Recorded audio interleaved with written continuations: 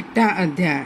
श्री गणेश जी का राजा वरेण्य को अपने तात्विक स्वरूप का परिचय देना।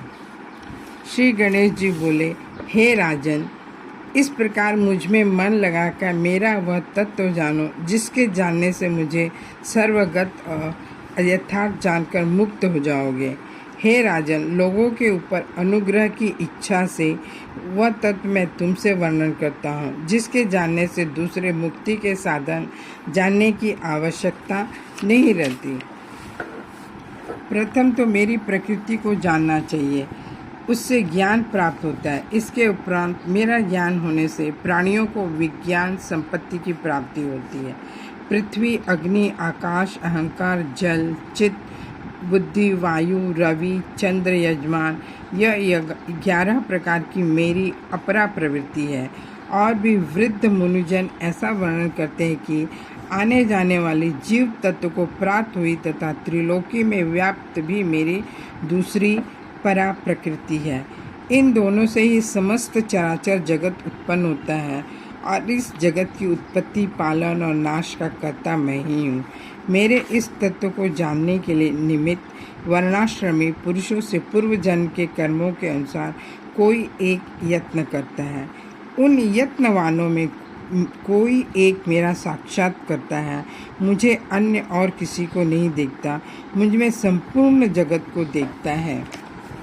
पृथ्वी में सुगंधी रूप में, अग्नि में तेज रूप में, सूर्य और चंद्र में प्रभा रूप से, जल में रस रूप से, बुद्धिमान तपस्वी एवं बलिष्ठों में बुद्धि, तप और बल रूप से, और मुझ में ही उत्पन्न हुए 3 प्रकार के विकारों में ही स्थित हूँ।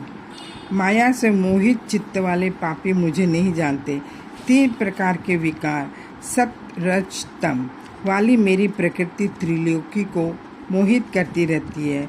जो मेरे तत्व को जानता है वह संपूर्ण मोह का त्याग करता है और अनेक जन्मों में मुझे जानकर प्राणी मुक्त हो जाता है।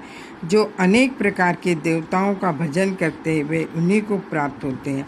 संपूर्ण मनुष्य जैसी जैसी मति करके मेरा भजन करते हैं उसी प्रकार से मैं उनके भाव को पूर्ण करता हूँ। मैं सबको जानता हूँ किंतु मुझे कोई पूरी तरह नहीं जानता। मुझ अव्यक्त के व्यक्त स्वरूप को काम से मोहित दृष्टि वाले नहीं जानते। अज्ञानी और पापी पुरुषों के लिए मैं प्रकट नहीं होता हूँ। जो अंत समय में श्रद्धा युक्त होकर मेरा स्मरण करते हुए अपना शरीर त्याग करता है, हे राजन, वह मेरी कृपा से मुक्त हो जाता है।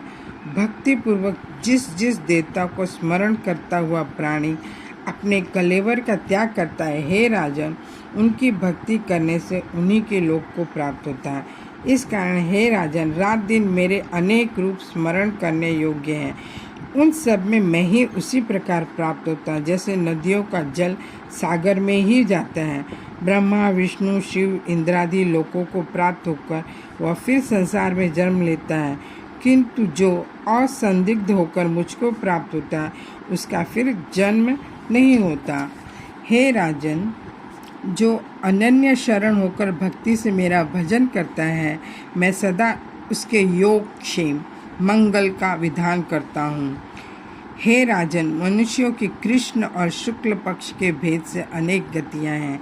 एक से प्राणी संसार में आता है और दूसरी से पर ब्रह्म को प्राप्त होता है। इति गणेश पुराणे गजानन वरेण्य संवादे गणेश गीतायां बुद्धि योगे नाम 6ठो अध्यायः। ओम।